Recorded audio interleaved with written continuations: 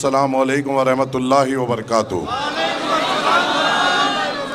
आज का जलसा एक इंतखाबी चुनावी जलसा है और चुनाव में हर एक सियासी जमात या पॉलिटिकल पार्टी को यह हक़ होता है कि वो आवाम के दरमियान में आए, अपनी बात रखे, ताकि आपकी जो ताकत आपका वोट है वो हासिल कर सके।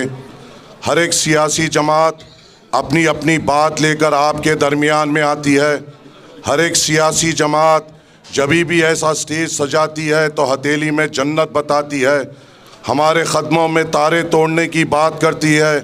हर एक सियासी जमात, चाहे वो आम आदमी पार्टी हो, कांग्रेस हो या वो भाजपा हो, हमें ऐसा जताती है कि अगर वो जीत जाएंगे तो हमारी ज़िंदगी में तब्दीली आ जाएगी। ये हमेशा हर चुनाव में हमारे सामने ऐसा पेश करती है कि अगर ये जीत जाएंगे तो हमारे तमाम बेरोज़गार नौजवानों को रोज़गार लग जाएगा। हर चुनाव जब आता है हमारे महल्ले जात में रौनक बढ़ जाती है और ये हमारे दर पर आकर भीख मांगते हैं कि तुम हमें वोट दे दो, हम तुम्हें रोज़गार देंगे, तुम हमें वोट दे दो, हम तुम्हारे महल्ले जात को अच्छा कर देंगे, तुम हमें वोट दे दो, हम तुम्हारे महल्लों में अच्छे अस्पताल खुलाएंगे, तुम हमें वोट दे दो, हम तुम्हें हमारे बच्चों के लिए अच्छे स्कूल देंगे। मगर जब इंतखाबात ख़त्म होते हैं और ख़ास तर मुसलमान इलाक़ों में फिर नज़र नहीं आते। हमारे महल्ले जात वैसे की वैसे 5 साल में वैसे ही पड़े हुए रहते हैं। हमारे बेरोज़गार नौजवान 5 साल तक फिर चुनाव आए तक बेरोज़गार रहते हैं। हमारे बुज़ुर्गों के लिए हमारे महल्ले जात में कोई अच्छे अस्पताल नहीं दिए जाते। हमारे बच्चों की अच्छी तालीम के लिए हमें अच्छे स्कूली इदारे नहीं दिए जाते।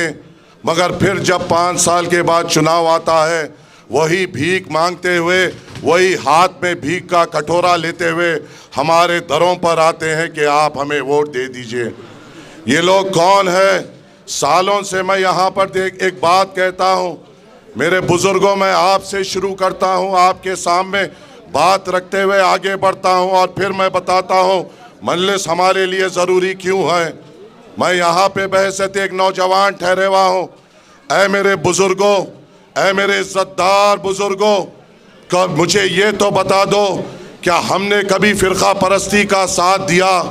चाहे वो आपका आज जो मेरे बुज़ुर्ग है, चाहे वो आपका बचपना हो या आपकी जवानी हो, जब आपके भी बुज़ुर्ग मौजूद थे, हमेशा हमने सेकुलर जमातों को ताकत दी। हमने, क्या ये बात अगर मैं बोल रहा हूँ तो गलत है क्या कि वो हमारी ही वोट की भीख थी, वो मुसलमानों के ही वोट की भीख थी कि जवाहरलाल नेहरू प्रधानमंत्री बने? क्या ये बात गलत नहीं है मेरे बुज़ुर्गों कि वो मुसलमानों के वोट की ही भीख थी कि उनकी बेटी इंदिरा गांधी इस मुल्क की प्रधानमंत्री बनी? क्या मेरे बुज़ुर्गों, क्या ये बात सही नहीं है कि वह मुसलमानों के वोट की ही भीख थी कि उनका बेटा राजीव गांधी प्रधानमंत्री बना? क्या या मैं गया ठहर कर गलत बोल रहा हूँ कि वह मुसलमानों के वोट की ही भीख थी कि पीवी नरसिम्हा राव हो, एच.डी. देवगौड़ा हो, आई.के. गुजराल हो या मनमोहन सिंह हो, सबको प्रधानमंत्री बनाने में मुसलमानों में आगे बढ़ चढ़कर इनको ताउन किया और इनको प्रधानमंत्री की कुर्सी पे बना बिठाया। मुसलमानों ने अपने वोटों की भीख से कई मुख्यमंत्री बनाए। आज का भी जो मुख्यमंत्री बने बैठे हुआ है वो मुसलमानों की भीख की देन है कि वो आज दिल्ली रियासत का मुख्यमंत्री बने हुआ है। क्या मैं गलत कह रहा हूं? तो मेरा सवाल मेरे बुजुर्गों आपसे ये है कि आपकी वोटों के भीख से जवाहरलाल नेहरू से लेकर अब तक तमाम सेकुलर जमातों के प्रधानमंत्री बने। आपके वोटों की भीख से कई सेकुलर जमातों के मुख्यमंत्री बने।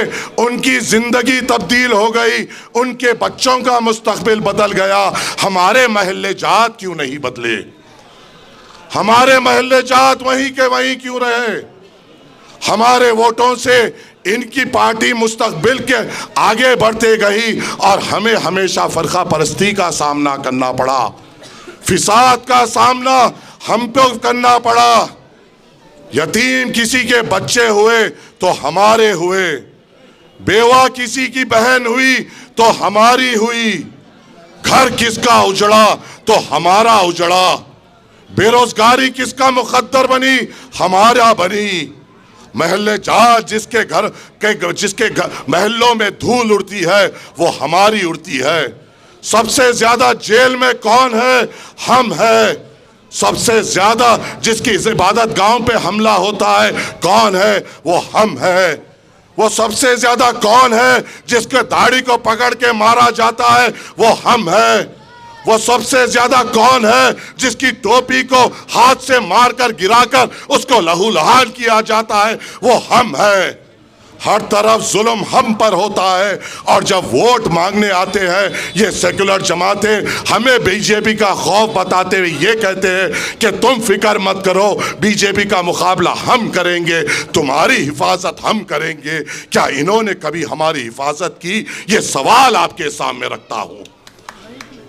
मैं सिर्फ यहां पर आपके सामने हकीकत रखने आया हूं। ना मेरे तल्फाज पे थाली मारने की जरूरत है, ना मेरे अल्फाज पे कोई नारे देने की जरूरत है। अपने दिलों में टटोल लो कि आजादी से लेकर अब तक हमने किसको जिताया, और जो जीते और जिसने उनको वोट दिया क्या उसने हमेशा हार का सामना नहीं करना पड़ा। हारे तो हम हैं। बेरोजगारी हमारा मुकद्दर है। अच्छे स्कूल हमारे महल्ले जात में नहीं है। अच्छे अस्पताल हमारे बुजुर्गों के लिए हमारे महल्ले जात में नहीं है। और जब इंतखाबात आता है ये नानीहात सेकुलर जमातें ये जानते हैं। कान खोलकर सुन लो ऐ मेरे गयूर मुसलमानों, तुम्हारी हैसियत इन नानीहात सेकुलर जमातों के सामने क्या है। इनकी ये जानते हैं कि तुम्हें रोजगार ना दो चलेगा, तुम्हें तुम्हारे महल्ले जात में तरक्की ना दो चलेगा, तुम्हारे इलाकों में मदर अस्पतालों की जरूरत नहीं है, तुम्हारे बुजुर्ग अगर तड़प तड़प कर गरीब मरता है तो मरने दो। अगर हमारे बच्चों को अच्छे स्कूल नहीं मिलते नहीं तो सही बस ये जानते हैं मुसलमान को स्कूल ना दो चलेगा, रोजगार ना दो चलेगा, इनकी इबादत गाहें टूटती है तो चलेगा, इनके मदरसों पे ताले लगते हैं तो चलेगा। जब भी चुनाव आए इनको सिर्फ बीजेपी के नाम से डराओ, ये बीजेपी को हराने की चक्कर में हमें जिताएंगे, ये तुम्हारी हैसियत इन सेकुलर जमातों के सामने है, क्योंकि तुम इनके सामने उनका डर बता रहे हो। ऐ मेरी इज्जतदार माओ, मैं देख रहा हूं आप एक कसीर तादाद में यहाँ पे मौजूद है। ऐ मेरे बुजुर्गों, मैं देख रहा हूं आप यहाँ पर एक कसीर तादाद में मौजूद है। मैं जहां से आया हूं मेरी तालीम यह है, दुनिया में जब तक रहो, सांस जब तक लियो, अगर डरो तो सिर्फ अल्लाह से डरो। ये कौन आ गए हैं, ये कौन आ गए हैं, ये कौन आ गए हैं जो मुसलमानों को आरएसएस, विश्व हिंदू परिषद और बीजेपी से डरा रहे हैं। क्या तुम इनसे डरोगे, क्या तुम इनसे डरोगे, क्या तुम इससे डरोगे? क्या हम छाता अपना चौड़ा कर कर इनसे मुकाबला करेंगे? इंशाअल्लाह ताला अगर हम एक हो जाए, कलमे की बुनियाद पर एक हो जाए और अपने दिल में अल्लाह का खौफ ले ले तो ऐसे फिरौन और नमरूदों को तबाह और तराश करेंगे इंशाअल्लाह ताला। ये हमारी तारीख है, ये हमारी तारीख है। और जब हम आकर आपसे बात करते हैं तो हम पर इल्जामात लगते हैं, हम पर तोहमतें लगते हैं। ऐ मेरे नौजवानों, मैं देखता हूं मेरे सदर को अल्लाह ताला ने मुझे मौका दिया है उनके साथ कई सफ़रों में जाने का। बिहार में हमने फिरे हैं। ऐ हमें इल्ज़ाम लगाने वालों, मैंने देखा है मेरे सदर को बुखार में तपते हुए अवाम को मुखातिब करते हुए। ऐ इल्ज़ाम लगाने वालों, मैंने देखा है मेरे सदर को हजारों किलोमीटर का सफ़र करते हुए ताकि अवाम के सामने रख जाकर अपनी बात कर सके। मैंने देखा है अपने सदर को अपने घर में अपनी बड़ी बेटी की शादी छोड़कर तुम्हारे लिए शरीयत के लिए लड़ते हुए पार्लियामेंट में। मैंने देखा है अपने सदर को आपके लिए हर तौर पे आवाज उठाते हुए। मैंने देखा है मेरे सदर को अखलाक के जिसके घर में उसकी बीवी को ये बेवा कर दिया गया, उनके बच्चों को यतीम कर दिया गया, उनके आंसू पोंछते हुए।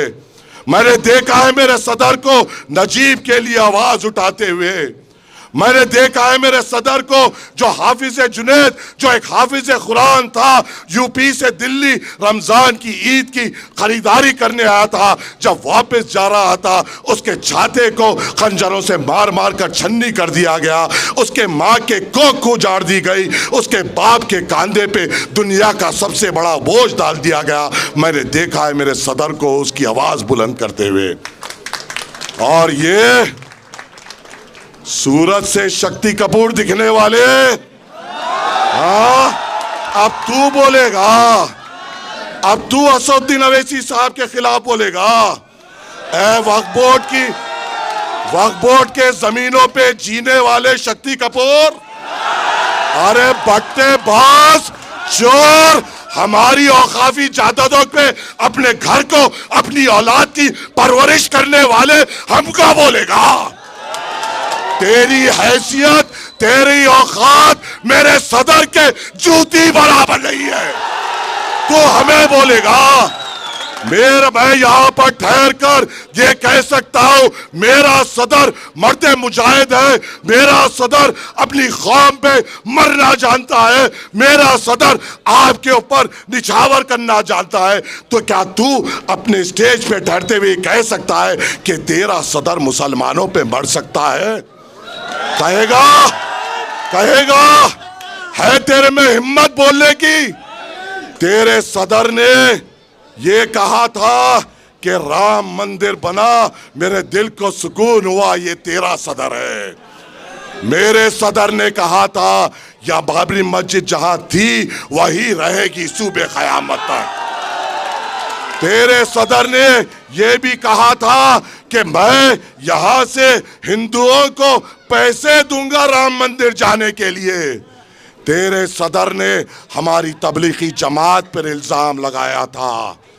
तेरे सदर ने कोविड के दौरान जब वहां पर नंबरात लिखे जा रहे थे तो ये लिख रहा था कि मरकज की वजह से इतने कोविड पेशेंट और आम आदमी में इतने कोविड पेशेंट। अरे तू उस अरविंद केजरीवाल का जरखेज गुलाम है जो हमारे दिल में अपने आप के लिए नफरत रखता है, और तू हमसे बात करेगा। बात तो ऐसा कर रहा था, ऐसा अपने आप को समझ रहा है कि ओखला का हीरो है। आईने में जाके गौर से देख, तेरी सूरत शक्ति कपूर जैसी है। अब शक्ति कपूर, अब मुझे ये फैसला बताओ, ऐ ओखला के लोगों या नूरानी सूरत वाले, शफीउर रहमान तुम्हारा एमएलए होगा या शक्ति कपूर तुम्हारा एमएलए होगा? कौन होगा? ये तो मत लगने मत दो कि ओखला का एमएलए शक्ति कपूर है, बदनाम हो जाओगे। ये बदनामी अपने सर पे मत लो। शक्ति कपूर गैंग मास्टर गोगो है जिसने हमारे औकाफी जायदादों को लूटा।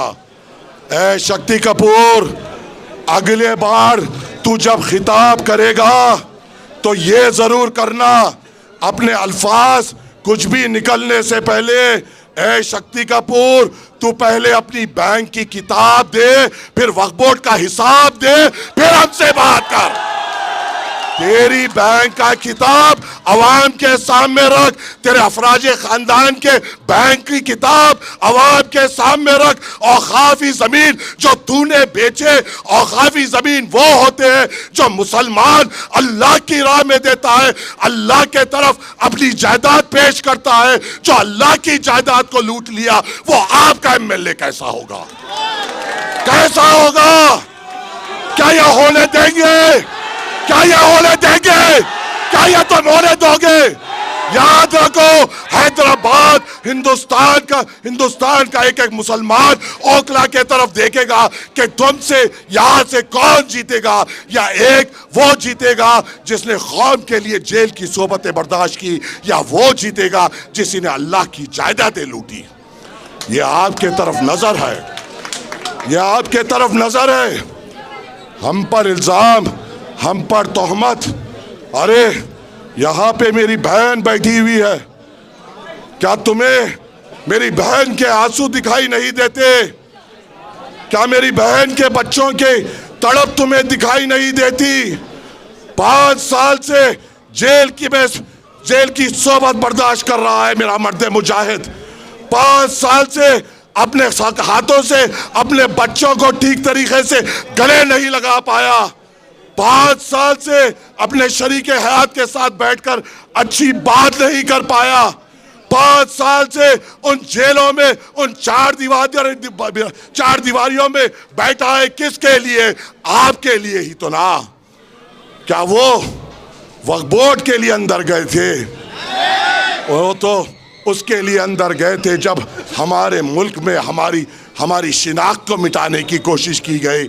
आपकी शिनाख्त बचाने के लिए जिस शख्स ने कुर्बानी दी, उसकी बीवी यहाँ पर बैठी हुई है। क्या तुम्हें उनके आँख के आंसू दिखाई नहीं देते? क्या उनके बच्चों के दिल की तड़प दिखाई नहीं देती?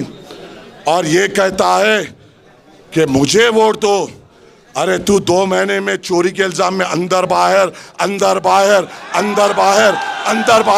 होने वाले डाकू, तू बोलेगा?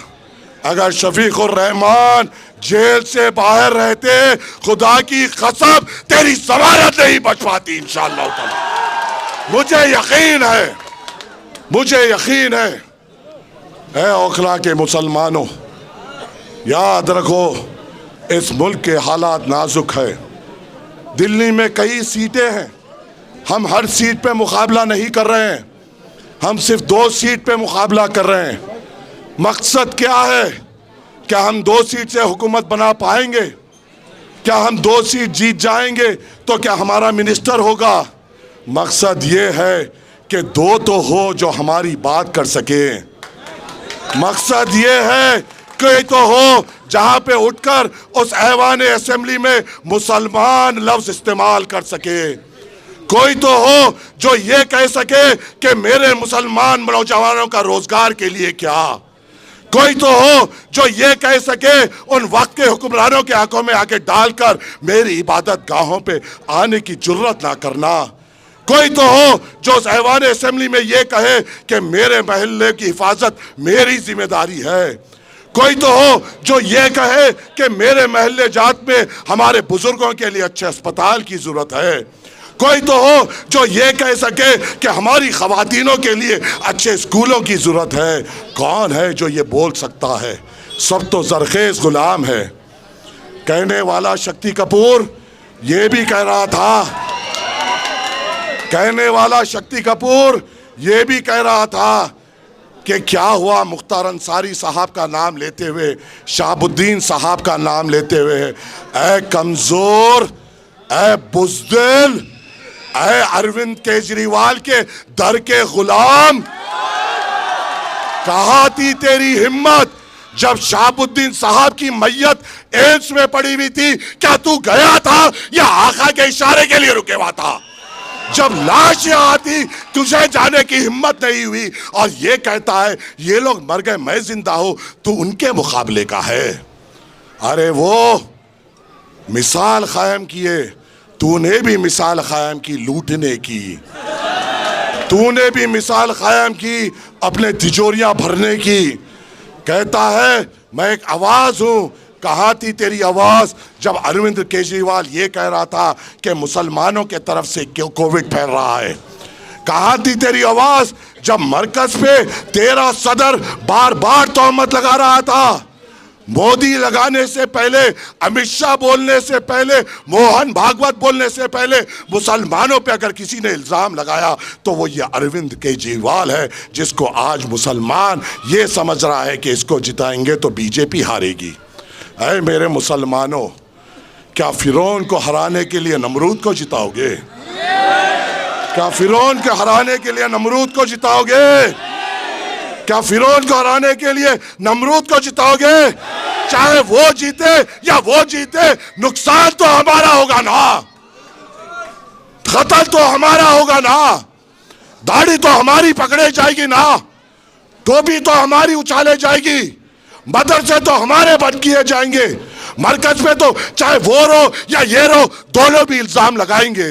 जब ये इल्जाम लगाएंगे तो उस ऐवान असेंबली में दो तो शेर हो जो इनके गिरेबानों को पकड़कर ये कहे मेरे मुसलमान नहीं, मेरे मुसलमान के तरफ कोई आंख नहीं, मेरे महल्ले जात के तरफ कोई उंगली नहीं, मेरे महल्ले जात के तरफ कोई कदम नहीं। अगर उंगली उठेगी उंगली तोड़ दी जाएगी, टांग उठेगी टांग तोड़ दी जाएगी, आंख उठेगी तो नजर भी ना अंधी कर दी जाएगी। ये बोलने वालों की तो जरूरत है ना, है ना? तो फैसला क्या करोगे? फैसला क्या करोगे? फैसला क्या करोगे? क्या फिर भाई देखो, ये भी हम देखेंगे कि तुम किससे डरते हो। अगर यहां से शक्ति कपूर जीतता है तो हमारा दिल कमजोर है, अगर हमारा दिल मजबूत है और हम सिर्फ अल्लाह पे तवक्कल है तो इंशाअल्लाह ताला मुसलमान निकलेगा, पतंग के निशान पे वोट डालेगा और इंशाअल्लाह 5 तारीख के दिन ओखला के आसमानों में सिर्फ पतंग पतंग पतंग, इंशाअल्लाह ताला, इंशाअल्लाह ताला।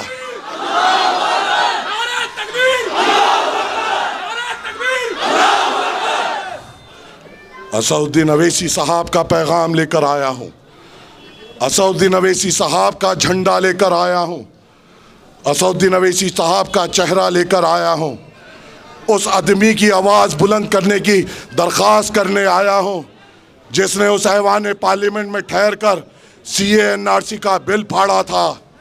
बताओ है मेरे गयूर मुसलमानों, दादरी पर कौन बोले? आप मुझे बताइए, हर तरफ जहां भी फसादात होते हैं या कोई भी किस्म के हम पर जुल्म होते हैं, कौन बोलते हैं? सिवाय मजलिस इत्तेहादुल मुस्लिमीन के कौन बोलता है मेरे भाई?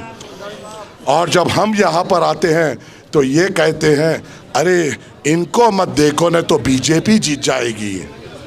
अगर बीजेपी का डराने का दम है तो तू दम रख, दम रख।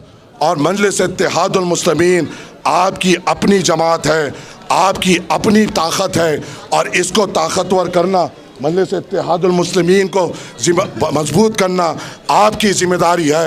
उम्मीद ये करता हूँ कि आप मजलिस इत्तेहादुल मुस्लिमीन को कामयाब करेंगे। कल 3 बजे इम्तियाज़ जलील साहब का हुक्म हुआ कि सदर साहब ने कहा कि आप यहाँ पर रहना, आया हूँ आपके दरमियान में बात करने के लिए और इस उम्मीद से जा रहा हूँ कि आप मजलिस इत्तेहादुल मुस्लिमीन को मजबूत करेंगे, आप बैरिस्टर असदुद्दीन अवैसी साहब के हाथ मजबूत करेंगे, आप यहाँ पे शफीकुर रहमान साहब को अपना विधायक बनाएंगे, बनाएंगे ना, बनाएंगे ना? तो ऐद करो और नारा दो, नारे तकबीर, नारे तकबीर, नारे तकबीर। मजलिस इत्तेहादुल मुस्लिमीन, मजलिस इत्तेहादुल मुस्लिमीन, मजलिस इत्तेहादुल मुस्लिमीन। शफीकुर रहमान, शफीकुर रहमान, शफीकुर रहमान। इंशाअल्लाह 5 तारीख के दिन आसमानों में पतंग पतंग पतंग।